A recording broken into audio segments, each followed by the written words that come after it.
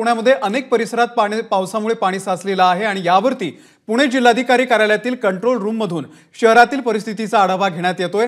याचाच आढावा घेतलेला आहे आपल्या प्रतिनिधींनी, आपण ते पाहूयात।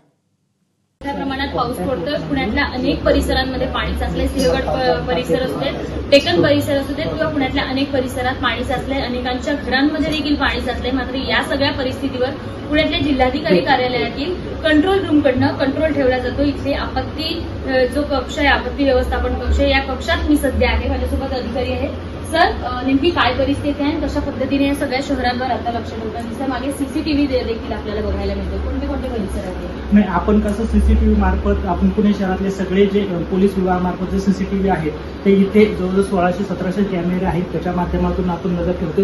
त्याच पद्धतीने आपण काल अचानक जो पाऊस वाढल्यानंतर खडकवासला धरणातून जवळजवळ 40,000 क्युसेकनी पाणी आज सोडले आहे। त्याच्यानंतर बन गार्डन मधून जवळजवळ 69,000 क्युसेकनी पाणी सुरू आहे।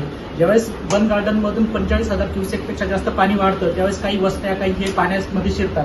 ह्या बऱ्याचशा वस्त्या ह्या ज्या रेड लाईन मध्ये किंवा त्याच्या आतमधल्या वस्त्या आहेत किंवा बाकीच्या ज्या वस्त्या आहेत, पाणी जास्त अचानक आल्यामुळे ते झालेलं आहे। आम्ही रात्रीपासून आम्ही अलर्ट आहोत। रात्री साधारण 12च्या दरम्यान पाऊस जास्त वाढला व पाणी खडकवासल्यातून सोडण्यात येणार आहे असं कळल्यानंतर आम्ही महानगरपालिका तसेच एमएससीबी वेगवेगळ्या ज्या कंट्रोल रूम आहेत, पोलीस ग्रामीण, सिटी, पिंपरी चिंचवड या प्रत्येक कंट्रोल रूमच्या संपर्कात आहोत। महानगरपालिकेच्या फायरच्या कंट्रोल रूमच्या संपर्कात आहोत, पिंपरी चिंचवडच्या फायरच्या संपर्कात आहोत। ह्यामध्ये जशा जशा घटना घडतात तसे आम्ही आमचा एक व्हॉट्सअप ग्रुप आहे, तो सगळ्या वरिष्ठ लोक त्याच्यावरती आहेत, वरिष्ठ अधिकारी आहेत, त्यांना सुद्धा माहिती देत आहोत आणि सोशल मीडियावरून सगळं तुम्ही ठेवत आहोत। जिथं जिथं पाणी शिरलेलं आहे तिथे कशी टीम पोहोचेल आणि तिथे कशी रिलीफ देता येईल या अनुषंगाने आम्ही कारवाई सुरू आहे।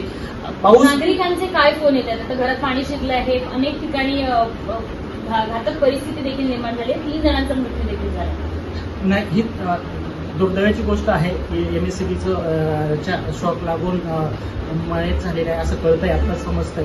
परंतु आम्ही सगळी काळजी घेत आहोत। जे ज्या ठिकाणी फोन येत आहे त्या ठिकाणी लगेच रिलीफ देण्यासाठी, लगेच कारवाई करण्यासाठी टीम पाठवून महानगरपालिकेच्या टीम सज्ज आहेत, काम पण करत आहे आणि यापेक्षा लोकही पण काम करत आहे, लोक पण सहकार्य आपल्याला करत आहे चांगल्या पद्धतीने आणि आमच्या मार्फत कंट्रोल रूम चालूच आहे। आम्ही या माध्यमातून विभागीय आयुक्त स्तरावरती, राज्य स्तरावरती माहिती देत आहे।